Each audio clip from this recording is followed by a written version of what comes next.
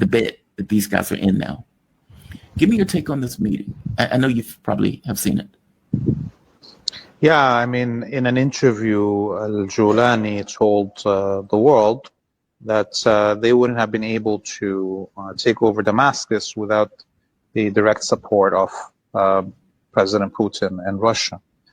And of course, I've been saying this since the fall of the Assad government, that it was Russia that handed over Damascus to Al-Julani. It was Russia that jammed the communication of the Syrian military during the attack on Aleppo. It was Russia that bombarded the 8th Brigade as it left Latakia and was entering Idlib. It was Russia that bombarded the Hezbollah convoys that were liberated Homs and were on their way to liberate Hama. So the loss of Syria was coordinated with Russia. These, the Wahhabi death squads that were besieged in Idlib didn't have enough manpower or capabilities to occupy the whole country in a few days without the direct intervention of Russia. It was Russia also that kidnapped President Assad and is holding him hostage in Damascus, so he doesn't have any influence over what's happening in the country.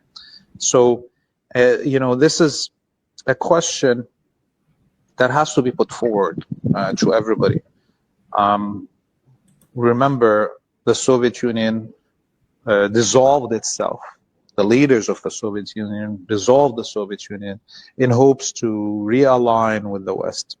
We know that President Putin begged for a long time that Russia joins NATO.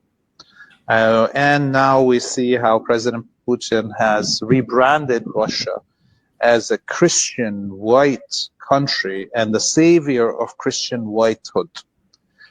So these are all signals that show that Russia, its top priority and top interest is to join the West, not to be a contender with it, to be a leader within that block of whiteness, manufactured whiteness. And all of this is actually the reason that we see what happened in Syria.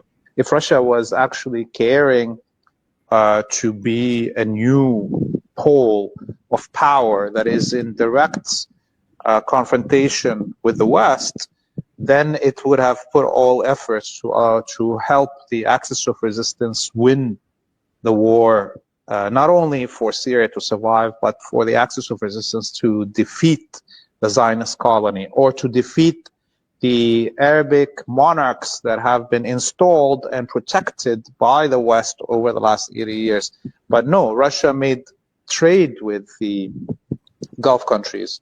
Russia continued its own citizens, allowing them to go and immigrate to the Zionist colony, and Russia stopped Syria from using air defenses to shoot down Israeli planes. So in the end, what is clear is that Russia's squabble with the West at this moment is not about being a counterpole.